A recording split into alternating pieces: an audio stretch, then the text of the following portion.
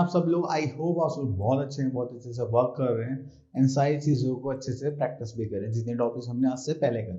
तो चलिए आज हम एक नया टॉपिक करने वाले हैं, that is lines and angles. And आप लोगों ने पहले भी इसके बारे में देखा है, तो ये थोड़ा सा बस टॉपिक थोड़ा सा बड़ा हो जाएगा, कुछ नए टॉपिक्स ऐड हो जाएंगे जिसको हमें यहाँ पर आज करना है। ठीक है, चलिए स्टार्ट करते हैं लाइन्स एंड एंगल्स में। अब देखिए, जब भी हम लाइन्स एंड एंगल्स की बात करेंगे तो इसमें सबसे पहली चीज आती है इंट्रोडक्शन।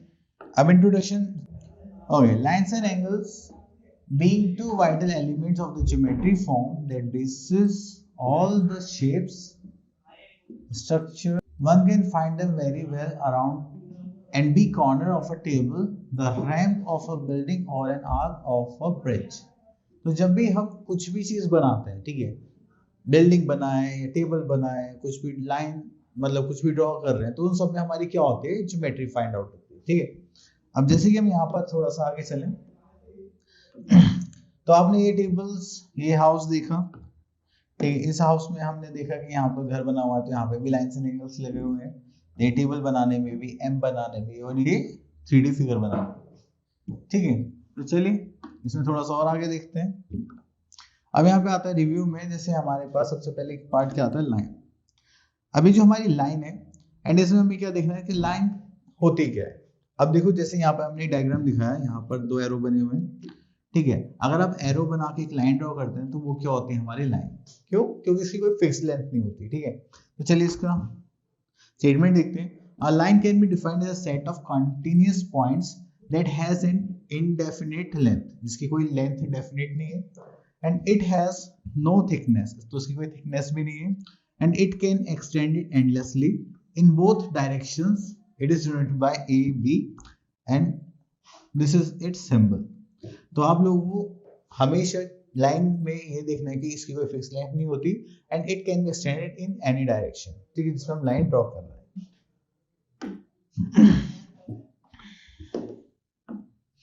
ओके, तो चलिए थोड़ा सा और आगे देखते हैं। अब नेक्स्ट पॉइंट क्या है हमारे पास। Okay, so next we are having ray. अब जब हम रे की बात करते हैं तो इसमें एक पॉइंट क्या रहता है, हमारा स्टार्टिंग पॉइंट फिक्स रहेगा और एंडिंग के लिए हमारे पास कोई भी पॉइंट नहीं होगा। तो चलिए इसको देखते हैं। A ray can be defined as a part of a line that has fix starting point. जैसे हमने यहाँ से देखा तो फिक्स स्टार्टिंग पॉइंट है, बट नो एंड पॉइंट। तो एंड पॉइंट तो देखिए कुछ नहीं, क्योंकि हम इसको जितना चाहे उतना एक्सटेंड कर सकते हैं। एंड उसके लिए हमारे पास क्या होता है, सिंबल होता है, जस्ट लाइक दिस, एरो की तरह। ठीक है, एंड इसको हम क्या बोलते हैं, it can be extended indefinitely in one direction. Clear? चलिए next we are having line segment. तो लाइन सेगमेंट की भी हम बात करते हैं तो इसके 2 एंड पॉइंट होते हैं, एंड ये क्या होती है, फिक्स लेंथ की डिफाइंड होती है। ठीक है, हमारे पास अगर हमने कोई लाइन सेगमेंट बनाई तो हमें पता है कि वो फिक्स लेंथ की होगी और उसके दोनों क्या होंगे, एंड पॉइंट्स होंगे। नेक्स्ट वी आर हैविंग, इसकी स्टेटमेंट देख लेते हैं। A line segment is a part of line that has 2 and points and a fixed length, it can not be extended in any direction. ठीक है, अब हमने यहाँ पे देखा कि हमारे पास क्या है, ए भी है, एंड इसके ऊपर क्या है, एक बार बना लिया हमने। अब यहाँ पर हमें क्या करना है, ऐसे डोनेट करना है। ठीक है, नेक्स्ट पार्ट पर आते हैं, जस्ट लाइक एंगल। अब जब भी हम एंगल की बात करते हैं, okay, now we are having angle. देखिए, जब भी हम एंगल बनाते हैं तो उसमें हमारे पास 2 आर्म्स होना जरूरी है, एंड जब भी 2 आर्म्स एक पॉइंट से ड्रॉ करी जाती है, 2 रेज एक पॉइंट से बनाई जाती है, तो वो एक एंगल फॉर्म करते हैं। जैसे हमने यहाँ पे पॉइंट देखा बी, तो इस पॉइंट से हमारे पास एक ये रे आ गई यहाँ पर, और यहाँ से हमारे पास एक दूसरी रे आ गई। तो इन दोनों के बीच में जो एंगल बन रहा है उसको हम बोलते हैं एंगल। ठीक है, तो अब देखिए यहाँ पर हमें क्या करना है, इसके स्टेटमेंट देखते हैं। An angle is formed by 2 rays having common starting initial point. तो यहाँ पे देखिए स्टार्टिंग पॉइंट दोनों का सेम है, and rays form the arms of the angles of the common points is called the vertex. ये कॉमन पॉइंट ज्वाइन कर रहे हैं दोनों, देखिए, जिसको हम क्या बोलेंगे, vertex. And angle is measured in degree using a protractor. तो प्रोटेक्टर की हेल्प से हम इसको क्या करते हैं, मेजर करते हैं। चलिए next we are having naming of angle. तो एंगल्स का नेम देना है। तो जब भी हम एंगल्स की नेमिंग की बात करते हैं तो देखिए, या तो हम कहाँ से स्टार्ट करेंगे, ए से स्टार्ट करेंगे, देन बी, देन सी, या फिर हम सी से स्टार्ट करेंगे, देन हम किस पाएंगे, बी पर, देन ए पर। तो अब इसमें क्या है कि जो भी आपका एंगल लेना है वो हमेशा सेंटर में होना चाहिए, ठीक है। तो अगर हम यहाँ से एंगल का नाम ले तो हमने यहाँ से स्टार्ट करा, तो ए हो गया एंगल का सिंबल ए बी सी। अगर हम यहाँ से स्टार्ट कर रहे हैं तो यहाँ लिखेंगे एंगल सी बी ए, ठीक है। तो इस टाइप से कि जो एंगल ले रहे हैं वो सेंटर में आना चाहिए। अब उसके बाद आते हैं हमारे पास रिलेटेड एंगल्स। अब देखिए रिलेटेड एंगल्स की क्या स्टोरी है यहाँ पे। रिलेटेड एंगल्स में हम क्या देखेंगे कि हमारे पास जो एंगल है वो सप्लीमेंट्री एंगल है या कॉम्प्लीमेंट्री एंगल। सप्लीमेंट्री एंगल्स कौन से होंगे, इन कॉम्प्लीमेंट्री एंगल कौन से होंगे वो दिखते हैं। अगर देखिए हमने यहाँ पे दो एंगल्स देखे, एंगल कितने का 40 एंड दूसरा एंगल कितने का 50, तो ये दोनों एंगल्स किसके 40-50 के। तो अब यहाँ पर हमें क्या देखना है कि ये जो दोनों एंगल्स का सम हमारा कितना आना चाहिए, 90 डिग्री आना चाहिए। हम देखो 40 प्लस 50 कितना हो रहा है 90, then it's a complementary angle. तो इन दोनों को हम किस में डाल देंगे, कॉम्प्लीमेंट्री एंगल की कैटेगरी में डाल देंगे, ठीक है। चलिए, two angles are known to be complementary angle if their sum of their measures is 90 degree, each angle is called complement of the other angle। तो एक दूसरे क्या हो गए, कॉम्प्लीमेंट्री एंगल्स हो गए, ठीक है। चलिए इसके बाद आगे चलते हैं। ओके, तो देखिए यहाँ पर है हमारे पास सप्लीमेंट्री एंगल्स। सप्लीमेंट्री एंगल्स कौन से होंगे, देखो कॉम्प्लीमेंट्री में जो दो एंगल्स का सम था that is 90 degree and supplementary angles में जो सम होगा वो कितना होगा 180 डिग्री। तो चलिए यहाँ पे स्टार्ट करते हैं हम। Two angles are known as supplementary angles if the sum of their measures is 180 degree and each angle is called the supplement of the other angle। तो ये हो गया हमारा यहाँ पर केस। चलिए उसके बाद आगे चलते। ओके, तो हमारे पास आगे exercise 5.1।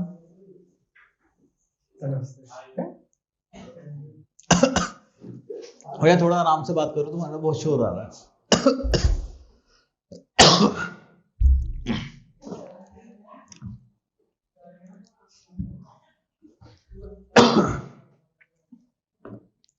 Okay, which of the following pair of angles are complementary angle?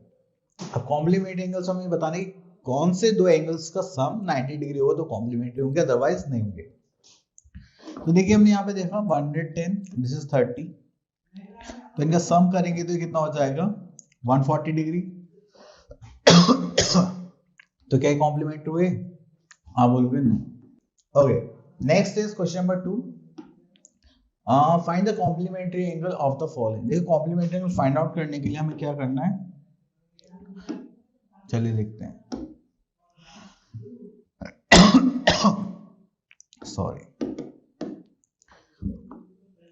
चलिए यहां पर हमें पता है कि हमारे पास सम ऑफ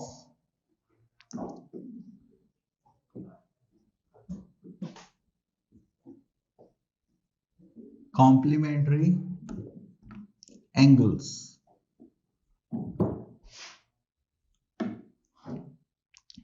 तो सम ऑफ कॉम्प्लीमेंट्री एंगल्स होगा वो कितना होगा, आई थिंक 90 डिग्री, ठीक है। तो चलिए हमारे पास दो एंगल्स होंगे ए प्लस बी इक्वल्स टू वो कितना होगा 90 डिग्री।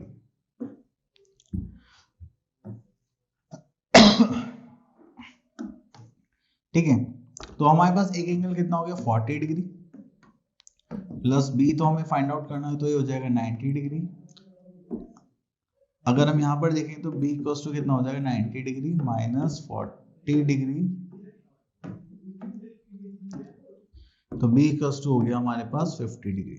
चलिए क्वेश्चन नंबर 3 एंड 4 आप लोग कर सकते हैं। क्वेश्चन नंबर 5 पर आ जाते हैं। अब क्वेश्चन नंबर 5 में बोलेगा which of the following pairs of angles are supplementary. Supplementary का मतलब क्या होगा, किसी भी दो एंगल का सम कितना होना चाहिए 180। अब देखिए जैसे 70 है, दिस 110, तो 110 प्लस 70 करेंगे तो हमारे पास कितना आ जाएगा 180 डिग्री, ठीक है। तो ये क्या होंगे सप्लीमेंट्री एंगल हो गए। चलिए बाकी का आप लोगों को चेक करके बताना है। चलिए तो अब इसमें हम आ जाते हैं क्वेश्चन नंबर 6 पर। Find the supplementary angle of each of the following. तो यहाँ पे सप्लीमेंट्री एंगल के लिए बोला गया है, तो देखिए हमारे पास सप्लीमेंट्री एंगल में तो हम यहाँ लिख लेते हैं सम ऑफ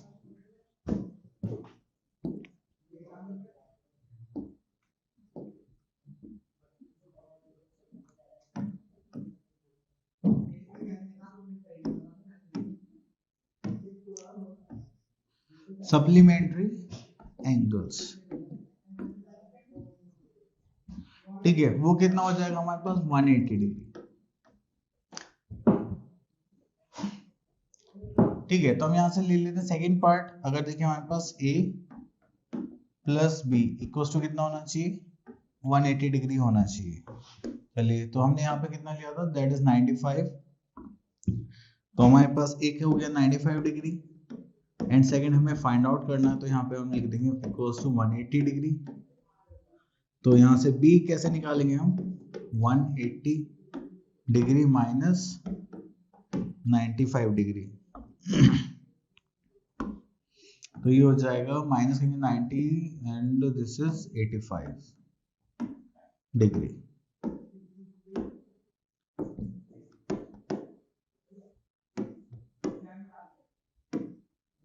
ठीक है, तो ये हो गया हमारा 85 डिग्री। क्लियर? चलिए, तो यहाँ पर तो और कुछ नहीं है, तो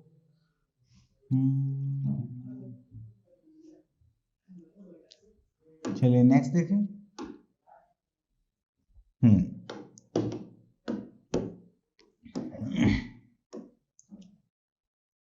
अब देखिए यहाँ पे बोला गया है find which of the following pairs are complementary supplementary. अगर हमारे पास किसी का भी सम 180 आता है दैट इज सप्लीमेंट्री, अगर 90 आता है दैट इज कॉम्प्लीमेंट्री। अब देखिए जिससे मैंने इनको ऐड करा था हमारे पास कितना आ गया, दैट इज सप्लीमेंट्री, क्योंकि 180 आ रहा है। अगर हम इनको ऐड करेंगे तो ये क्या आ जाएगा, कॉम्प्लीमेंट्री। ठीक है, चलिए इसमें से क्वेश्चन नंबर 11 देख लेते हैं। Find the angle which is equal to its supplement.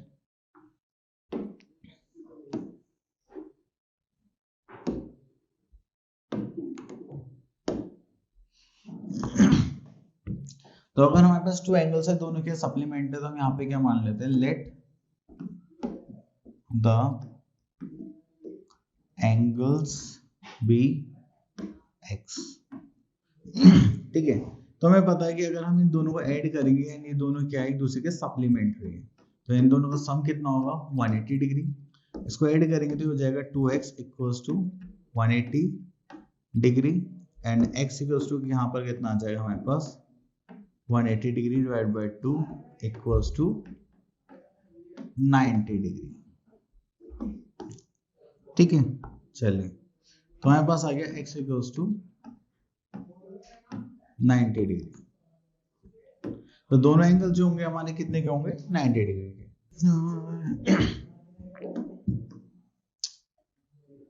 Start हो गया ना।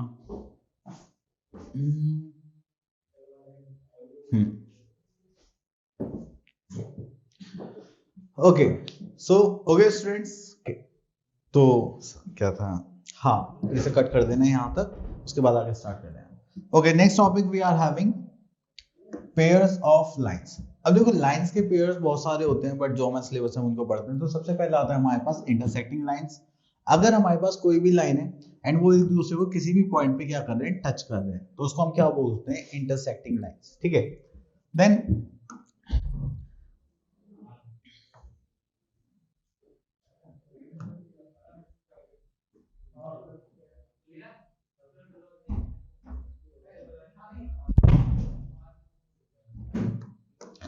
Okay, next we are having transversal. जब भी कोई भी एक लाइन दो तीन लाइन को टच करते हुए जाए या कट करते हुए जाए, उसको हम क्या बोलते हैं, ट्रांसवर्सल। अब देखिए जैसे ये हमारे क्या है, बार्स है, ठीक है, यहां से एक लाइन पास होते हुए जा रही है, तो हम इसको क्या बोलेंगे, ट्रांसवर्सल। ठीक है, अब इसमें और पहले वाले में क्या डिफरेंस है, उसमें और इसमें ये डिफरेंस है कि वो दो लाइन एक दूसरे इंटरसेक्ट करती है, यहाँ पे सिर्फ एक ही लाइन है जो सबको पास आउट करते हुए जाएगी। ठीक है, चलिए तो उसके बाद आगे चलते हैं हम यहाँ पर, तो यहाँ पर कुछ नहीं है, आगे चलते हैं। Okay, now we are having angles made by transversal. अब देखिए अगर हम एंगल्स की बात करें, ठीक है, तो हमने यहाँ पर लाइन ड्रॉ करी एंड यहाँ से एक ट्रांसवर्सल फॉर्म हो रही है, यहाँ पर भी ट्रांसवर्सल फॉर्म हो रही है। तो ये क्या है, कुछ एंगल्स फॉर्म करते हैं, ठीक है, जैसे एंगल 1, एंगल 2, एंगल 3, एंगल 4, 5, 6, 7, 8। ठीक है, तो ये सारे हमारे क्या एंगल्स। अब उसके बाद थोड़े इनके एंगल्स देख लेते हैं। जैसे यहाँ पे बोला गया एंगल 3, 4, 5, 6। तो एंगल 3, 4, 5, 6 ये सारे एंगल्स क्या हो गए हमारे इंटीरियर एंगल्स, क्योंकि देखिए जो फिगर है उसमें ये अंदर की साइड आ गए, एंड जो हमारे पास बाकी एंगल्स बचे हैं जस्ट लाइक 1 2 7 8 क्या हो गए हमारे exterior angles. Clear. Next we are having pair of corresponding angles. Corresponding angles कौन से होते हैं जो सेम डायरेक्शन में लाई करते हैं। अब सेम डायरेक्शन में कैसे देखिए 1 एंड 5, 1 को देखिए ये भी इधर जा रहा है एंड ये भी इधर जा रहा है, ठीक है। देन 2 एंड 6 को देखिए ये हमारा सेम डायरेक्शन में जा रहे हैं। अब जैसे 4 है ये यहाँ पर हो गया तो 8 इसके क्या होगा कॉरस्पॉन्डिंग होगा। अगर हम 3 की बात करें तो 7 इसके कॉरस्पॉन्डिंग होंगे, ठीक है। ये कॉरस्पॉन्डिंग एंगल्स क्या होते हैं इक्वल होते हैं, ठीक है। Next we are having alternate interior angle. And जब भी हम ऑल्टरनेट इंटीरियर एंगल की बात करेंगे तो देखिए जैसे हमारे पास हो गया ये 4 एंड 6, तो ये दोनों क्या हो गए ऑल्टरनेट इंटीरियर एंगल भी है। तो जहां पर भी आपको ऐसे जेड सा फॉर्मेशन दिखाई दे तो वो एंगल क्या फॉर्म करते हैं ऑल्टरनेट इंटीरियर एंगल्स, ठीक है। हाँ चलिए next we are having pairs of alternate exterior angles. Exterior angles कौन से हो जाएंगे हमारे पास जैसे 1 एंड 8 2 एंड 7। तो 4 ऑल्टरनेट इंटीरियर एंगल होगा 6 के एंड 3 ऑल्टरनेट इंटीरियर एंगल होगा 5 के, ठीक है। यहाँ बाय मिस्टेक हो गया, ये 3 होगा 5 के, 4 होगा 6 के, ठीक है। चलिए नेक्स्ट है pair of interior angles on the same side of transversal. Okay तो ये ऊपर नीचे हो गए हैं बाय मिस्टेक। चलिए तो इनको सही कर देते हैं। अब देखिए यहाँ पे लिखा हुआ है pair of interior angles on the same side of transversal, तो इनको को इंटीरियर एंगल्स भी बोलते हैं, ठीक है। जस्ट लाइक 3 4 एंड 5 इन दोनों का सम कितना होगा हमारे पास 180 डिग्री होता है। वैसे जब ये पैरेलल लाइंस होती है या फिर ये हो जाएंगे एंगल 3 और एंगल 6, ठीक है।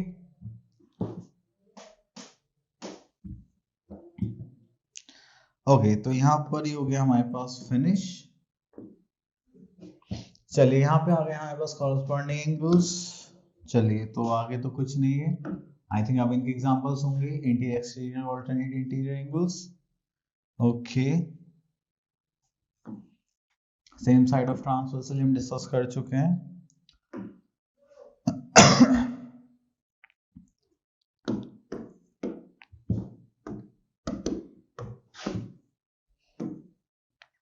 Okay next we are having parallel lines.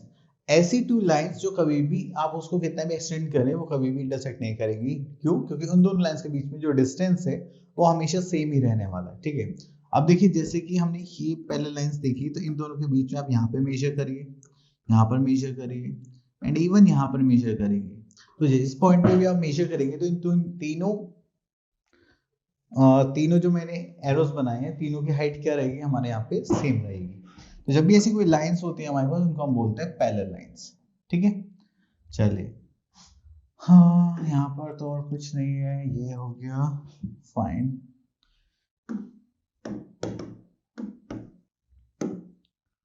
Okay तो यहाँ पर आ गई है एक्सरसाइज 5.2 एंड इसमें देखिए हमारे पास 2 लाइंस हैं जो क्या l m m are parallel lines, ये दो लाइंस पैरेलल हैं and n is a transversal. दो लाइंस को ट्रांसवर्सल के थ्रू क्या करा गया है ज्वाइन करा गया है। तो अब यहाँ पे बताना है हमें। ओके तो angle 1 is 80 degree, angle 1 then angle 2। अब देखिए एंगल 1 कितना है 80 डिग्री है तो एंगल 2 कितना होगा ये पूछा गया है, ठीक है। तो एंगल 2 होगा हमारे साथ, एंगल 2 इज ऑफ 100 डिग्री। क्यों? क्योंकि ये क्या है सेम साइड ऑफ ट्रांसवर्सल लाई करते हैं, ठीक है। देन एंगल 3 और एंगल 7 के बारे में पूछा गया है। चलिए थोड़ा सा और इसे एक्सटेंड कर लेते हैं। हाँ अब देखिए जैसे यहाँ पे एंगल 3 कितना है 45 डिग्री, एंगल 7 पूछा गया है तो एंगल 3 देखिए हम तो इसको हटा देते हैं जो हमने पहले करा है। ओके तो देखिए एंगल 3 और एंगल 7 में z फॉर्म हो रहा है, एंगल 3 ये रहा एंगल 7 ये रहा। तो जब भी फॉर्म होते हैं तो ये दोनों क्या होंगे इक्वल होंगे। क्यों? क्योंकि they are alternate interior angles. तो angle 7 is of 45 degree.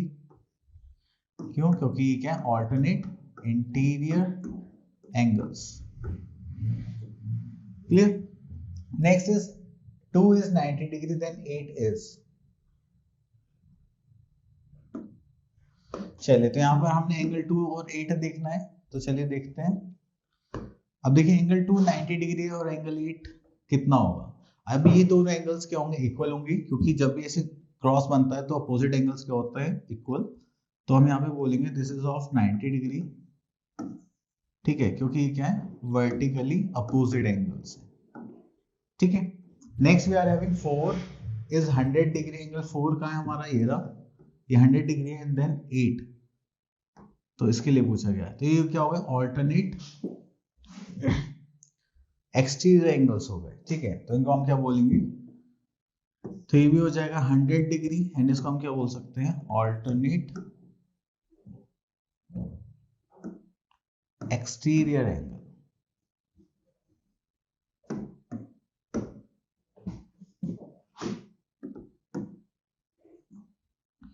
Clear. तो ये हो गया हमारे पास ऑल्टरनेट एक्सटीरियर एंगल, ठीक है।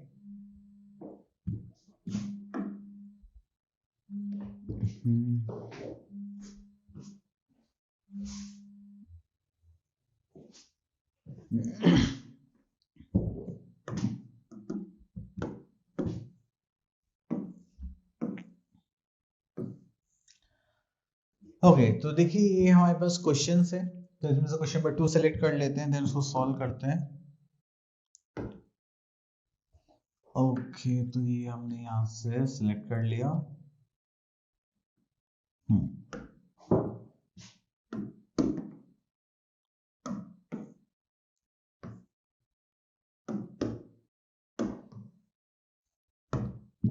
चलिए तो अब हमें क्या निकालना है, angle x y z find out करना है, एंड एल पैरेलल है किसके, बीसी के। ओके तो ये दोनों साइड्स पैरेलल है, तो यहाँ पे लिख लेते हैं हम एल पैरेलल टू बीसी, ठीक है। और हमें फाइंड आउट करना है क्या, दिस। ओके तो हम इसको क्या एज्यूम कर लेते हैं, this is a straight line, तो एल इज अ स्ट्रेट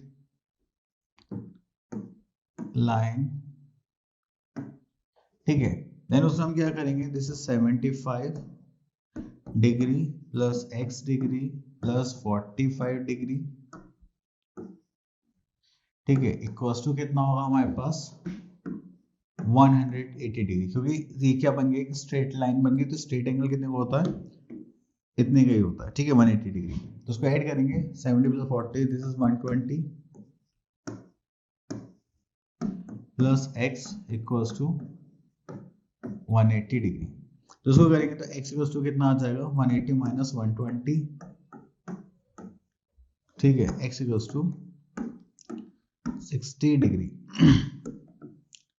ठीक है। तो यहाँ से हमारे पास आ गई x की वैल्यू, ठीक है। तो इसको साइड कर लेते हैं। देन उसके बाद अगर आप यहाँ पर देखें तो देखिए ये 75 और ये और z y, तो ये क्या फॉर्म कर रहे हैं, एक z फॉर्म कर रहे हैं। और हमने अभी पढ़ा था भी ऐसे कोई भी z फॉर्म होते हैं तो वो दोनों एंगल्स क्या होते हैं, इक्वल होते हैं। तो हम यहाँ से लिख सकते हैं angle y equals to 75 degree, क्यों, ऑल्टरनेट इंटीरियर एंगल, ठीक है। तो ये हो गया हमारे alternate interior angles. Then same way अगर हम इसको थोड़ा सा वैसे देखें, जस्ट लाइक दिस, एक ये भी एंगल तो z बना रहा है क्योंकि दोनों पहले लाइन से एक ट्रांसवर्सल है, तो एंगल z कितना हो जाएगा हमारे पास, तो ये हो जाएगा 45 डिग्री। एंड इसमें भी हम रीजन क्या लिखेंगे, ऑल्टरनेट इंटीरियर एंगल, ठीक है। तो इस टाइप से आपको क्वेश्चन पिक करना है, देन सॉल्व करना है। तो हमारे पास x भी आ गया, y भी आ गया, z भी आ गया। तो चलिए और देखते हैं। तो इसमें इसी टाइप के सारे क्वेश्चंस हैं, है ना, आप लोग इसमें कर सकते हैं इजीली। चलिए उसके बाद हमारे पास आता है, अब देखिए जैसे कि यहाँ पर हमारे पास in the given figure below decide whether the L is parallel line और नॉट टू M। अगर हम इन दोनों का सम करें, क्योंकि देखिए दो लाइन है, एक ट्रांसवर्सल जा रही है अगर सेम साइड ऑफ ट्रांसवर्सल में दो इंटीरियर एंगल, जिसको हम क्या बोलते हैं, को इंटीरियर एंगल्स भी बोलते हैं, अगर इनका सम 180 डिग्री आता है तो ये दोनों लाइंस की हो जाएंगी पैरेलल। अगर हम ऐड करें 123 एंड 47, तो ये दोनों 0 carry on 6 7 and this is 170, तो क्या दोनों पैरेलल लाइंस हैं? आप बोलोगे नो। ठीक है, एंड जितनी प्रॉपर्टीज आपने पढ़ी हैं तो उसके हिसाब से आप लोग यहाँ पे चेक कर सकते हैं। तो चलिए आगे चलते हैं।